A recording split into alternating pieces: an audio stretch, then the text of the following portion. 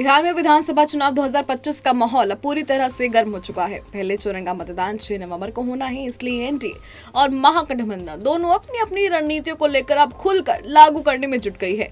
पूरे राज्य में राजनीतिक माहौल चरम पर है और नेताओं की रैलियों से चुनावी हवा अब और तेज हो गई है। पीएम मोदी आज यानी 30 अक्टूबर को बिहार में 2 बड़ी चुनावी रैलियां करेंगे और आज वो सुबह 11 बजे मुजफ्फरपुर में जनता को संबोधित भी करेंगे, जबकि दोपहर करीब 1 बजे वो छपरा पहुंचकर जनसभा को संबोधित भी करेंगे।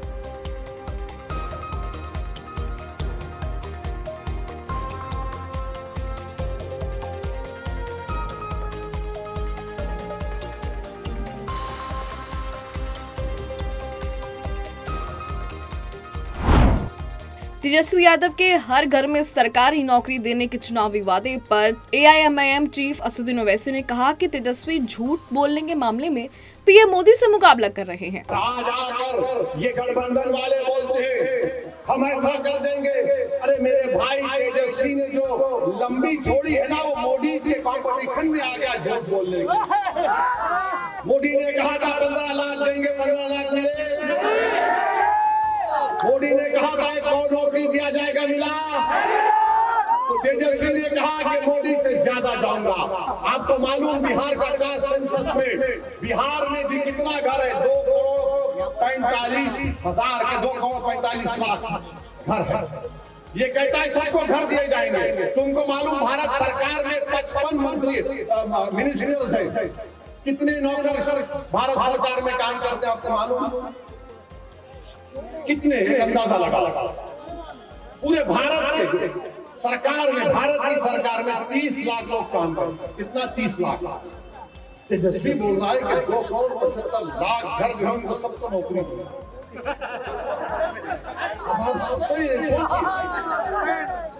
बिहार की जनता, सीमांचल की जनता इतनी भोली नहीं है। राहुल गांधी द्वारा छठ और पीएम मोदी पर दिए गए बयान पर बोलते हुए बीजेपी के तमाम नेताओं ने राहुल गांधी पर निशाना साधा है। वहीं केंद्रीय मंत्री गिरिराज सिंह ने कहा कि हम बदला लेंगे।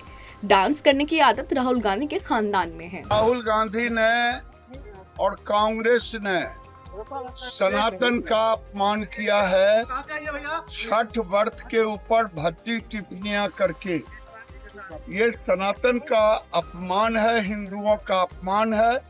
राहुल गांधी को खुद पता नहीं है वो अपने क्या हैं, क्योंकि वो पारसी हैं, हिंदू हैं, क्या हैं वो खुद नहीं पता है। ईसाई हैं, लेकिन वो जो कुछ भी रहें, लेकिन हमारे छठ पर्व को कांग्रेस और राहुल गांधी अगर अपमानित करने का काम किए हैं तो हम ईंट का जवाब पत्थर से देंगे और बिहार के लोग भी उन्हें इसका जवाब। प्रधानमंत्री पर भी टिप्पणी की है। उन्होंने कहा है कि प्रधानमंत्री पर जितनी भद्दी टिप्पणियां की है, डांस तो कर रहे थे राहुल गांधी खुद मोटरसाइकिल पर, और किसके साथ कर रहे थे वो उनको भी पता है। डांस करने की आदत राहुल गांधी के खानदान में।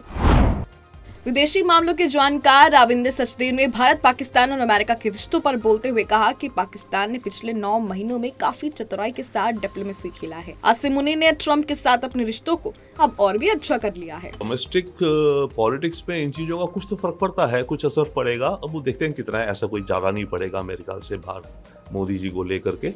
बट हाँ, एक बात यह है कि पाकिस्तान ने पिछले 9 महीने में हमें एक्नॉलेज करना चाहिए। पाकिस्तान ने पिछले 9 महीने में काफ़ी अच्छी चतुराई के साथ अपनी डिप्लोमेसी खेली है। 1 आसिम मुनीर ने अपनी पोजीशन, नेटवर्क, रिश्ते ट्रंप और इनके एडवाइजर से अच्छे बनाए बड़ी तेजी से। ऑपरेशन सिंदूर में जो हुआ वो अलग हुआ। उसके अलावा पाकिस्तान की सरकार ने क्रिप्टो करेंसी का एक काउंसिल बना दी, जिसमें कंसल्टिंग के लिए ट्रंप की फैमिली की ही कंपनी को कॉन्ट्रैक्ट दे दिया। ओके, विटकॉफ जो कि ट्रंप का पार्टनर एक तरह से कहिए, जो इजराइल में इंटरलॉक्यूटर भी है, उसका बेटा स्टीव विटकॉफ पार्टनर है ट्रंप और इसके बेटों का। वो पाकिस्तान आया, इनफैक्ट पहलगाम के कुछ दिनों आगे पीछे आया था। वहाँ पर इन्होंने रेड कार्पेट ट्रीटमेंट में उसको पूरा कर दिया, अपने क्रिटिकल मिनरल्स की बातें बताई। तो पाकिस्तान और मुनीर ने काफ़ी कुछ ऐसी चीज़ें करी हैं जिसके चलते उन्होंने अपना रास्ता ट्रंप के इनर सर्कल में और ट्रंप के विचारों में बना लिया है। भारतीय जनता पार्टी के पक्ष में चुनाव प्रचार करने बक्सर पहुंचे सीएम योगी आदित्यनाथ ने कांग्रेस आरजेडी पर जमकर निशाना साधा है। उन्होंने कहा कि जब डकैती डालनी होती थी तो लालटेन ही बुझा देते थे। बहनों और भाइयों, आरजेडी की लालटेन की धुंधली लाइट याद करिए, जब डकैती डालनी होती थी लालटेन बुझा देते थे और कांग्रेस और आरजेडी मिलकर के अरे गरीब का ही नहीं खाते थे, पशुओं का चारा भी डकार जाते थे। मैं सच बोल रहा हूं ना, गलत तो नहीं बोल रहा हूं ना।